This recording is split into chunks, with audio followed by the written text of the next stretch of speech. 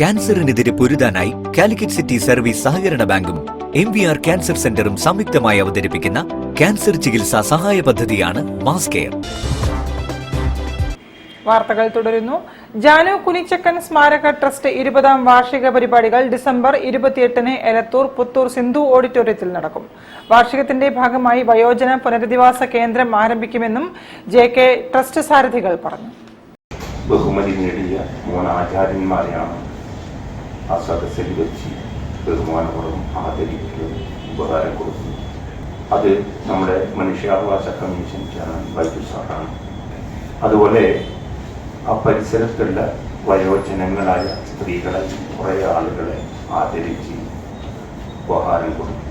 സ്ത്രീകൾക്കൊരു പ്രാധാന്യം കൊടുക്കാനുള്ള ഒരു കാരണം എന്താണെന്ന് വെച്ചാൽ ചെറുപ്രായത്തിൽ തന്നെ എൻ്റെ അച്ഛൻ നഷ്ടപ്പെട്ടു പോയിട്ടുണ്ടായിരുന്നു. എന്നെ വളർത്തി വലുതാക്കിയത് എൻ്റെ അമ്മയാണ്.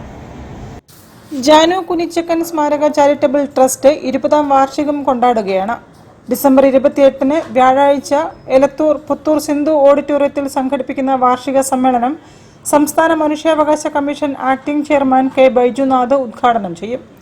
മതാചാര്യന്മാരായ Acharya AKB Nair, father Alfred Vadakkethundil, Sayyid Hashim Shihab Thangal എന്നിവരെ JK ട്രസ്റ്റ് പുരസ്കാരം നൽകി ചടങ്ങിൽ ആദരിക്കും.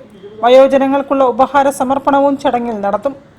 20ാം വാർഷികം പ്രമാണിച്ച് അഗതികളും അനാഥരുമായ വയോജനങ്ങളെ പുനരധിവസിപ്പിക്കാൻ അഗതി മന്ദിരം സ്ഥാപിക്കുക, നിർധനരും പഠനത്തിൽ മികവ് പുലർത്തുന്നവരുമായ വിദ്യാർത്ഥികൾക്കു വേണ്ടി സ്കോളർഷിപ്പ് പദ്ധതി ഏർപ്പെടുത്തുക തുടങ്ങിയവ സംബന്ധിച്ചുള്ള പ്രവർത്തനങ്ങൾ ആരംഭിച്ചിരിക്കുകയാണെന്നും managing trustee KT Vasudevan, general secretary Attakoya Pallikandi, KC Siddharthan, Rajan Puzhavakkath തുടങ്ങിയവർ വാർത്താസമ്മേളനത്തിൽ അറിയിച്ചു.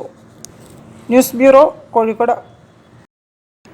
എല്ലാ മതങ്ങളെയും ചേർത്ത് നിർത്തുന്നതാണ് രാജ്യത്തിന്റെ മതേതര പാരമ്പര്യമെന്ന് പ്രതിപക്ഷ നേതാവ് VD സതീശൻ.